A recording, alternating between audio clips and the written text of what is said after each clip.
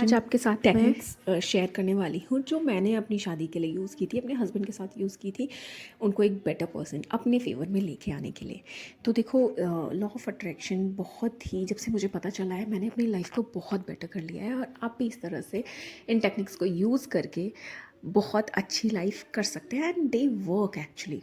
पहले क्या किया, देखो, मुझे अपनी इंटेंशन आपको सेट करनी है। आपके हस्बैंड से आपको जो कुछ भी प्रॉब्लम है, आपको टाइम नहीं देते हैं, ट्रैवल नहीं करते हैं, आपके साथ शॉपिंग पे नहीं जाते हैं, मूवीज़ नहीं देखते हैं, what ever it is, respect नहीं करते, केयर नहीं करते, जो भी आपका उनसे डिमांड है आप उसको ना क्लियर कीजिए।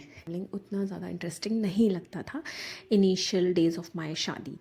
तो मैंने फ़र्स्ट क्लियर रखा कि मुझे इस पे काम करना चाहिए। जब मुझे लॉ ऑफ अट्रैक्शन के बारे में चीज़ें पता चली धीरे धीरे, दैन मैंने सबसे पहले यही चीज़ अपनी क्लियर इंटेंशन रखा एंड इस चीज़ को अट्रैक्ट करने के लिए चीज़ें की। पॉइंट है कि आपको क्लियर इंटेंशन रखना है कि आपकी डिमांड क्या है। सेकंड पॉइंट है विजुअलाइजेशन टेक्निक। ठीक है, आप 5 मिनट डेली करिए। 5 मिनट में कुछ नहीं जाता है, 5 मिनट नहीं, आप 2 मिनट डेली कर सकते हैं कि आप ना अपने हस्बैंड के साथ अपनी फेवरेट डेस्टिनेशंस पे घूम रहे हैं। आपने क्या पहना है, आप कहाँ जा रहे हो, आप क्या क्या पोजेस दे रहे हो, कैसे फ़ोटोज़ खिंचा रहे हो, आप सब कुछ अपने स्टाइल में एक मूवी के तरीके से आप ये चीज़ें विजुलाइज कर सकते हो। एंड इस मूवी को आप रिपीटेडली देखो, एक सेम टाइम पे देखोगे तो बेस्ट रहेगा। अदरवाइज़ जो भी आपको टाइम सूट करता हो, बेसिकली मॉर्निंग एंड नाइट का जो टाइम है वो बहुत परफेक्ट होता है इन सब चीज़ों के लिए। पॉइंट जो मैंने यूज़ किया वो था ग्रैटिट्यूड। लाइक मैं हमेशा ना, जो भी मेरे हस्बैंड की अच्छी चीज़ें थी, पॉजिटिव थी चीज़ें थी, उनको मैं हमेशा अप्रिशिएट करती थी। और जैसे ही मेरे दिमाग में आता था कि मुझे घूमना है और वो उस चीज़ के फेवर में नहीं होते थे, तो उस थॉट को मैं फटाक से रिप्लेस कर देती थी कि yes, we are planning, he is planning for a big surprise for me. और मैं उसी को सोच सोच के बहुत खुश होती थी। इस चीज़ के लिए ग्रैटिट्यूड एडवांस में ही करती थी।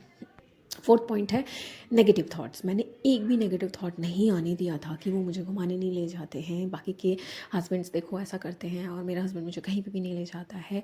तो इस चीज़ को मैंने रिप्लेस किया, जो मैंने अभी आपको बताया कि मैं हमेशा से ही सोच के चलती थी कि मेरे जो हस्बैंड हैं वो इस टाइम पे, एक मैंने शायद 3 या 4 महीने के बाद एक ट्रिप प्लान कर रखी थी। खुद ही मन में, खुद ही उसको सोच सोच के बहुत खुश होती थी और उसकी एक मूवी के फॉर्म में उसको विजुअलाइज करती थी। तो नेगेटिव थॉट को ना, सिक्स्थ पॉइंट है एक्शन। है कि आपके हस्बैंड एग्री नहीं करते हैं, he is not ready to travel और उनको ये आइडियाज़ नहीं अच्छे लगेंगे, तो आप एक्शन के बेसिस पे क्या कर सकते हो, आप अपना बैग रेडी रख सकते हो।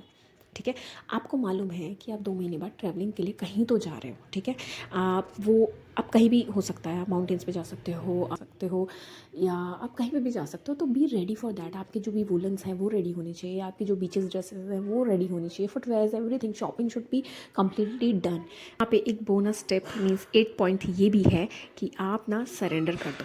आप जो टेक्निक्स अप्लाई कर रहे हो ना अपने ऊपर, वो करो, ठीक है, सब करो, बट साथ में एक सरेंडर वाली फीलिंग रखो कि हुआ तो भी अच्छा, नहीं हुआ तो भी अच्छा, बट ऑब्वियसली अगर आपके माइंड में आया है तो ये होगा ही होगा। You have to have faith. आपको फेथ रखना बहुत ज़रूरी है एंड इसके लिए ज़रूरी है सरेंडर।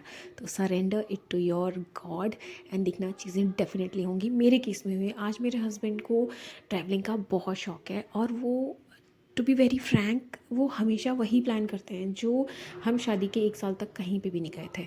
बट आज मैं जहाँ पे भी गई हूँ सब मेरे हस्बैंड ने ही प्लान करके रखा है। उनको 2 दिन की भी छुट्टी मिलती है तो ही ऑलवेज़ प्लान कि हम कहाँ जाएंगे। आप मुझे अपना बताते हैं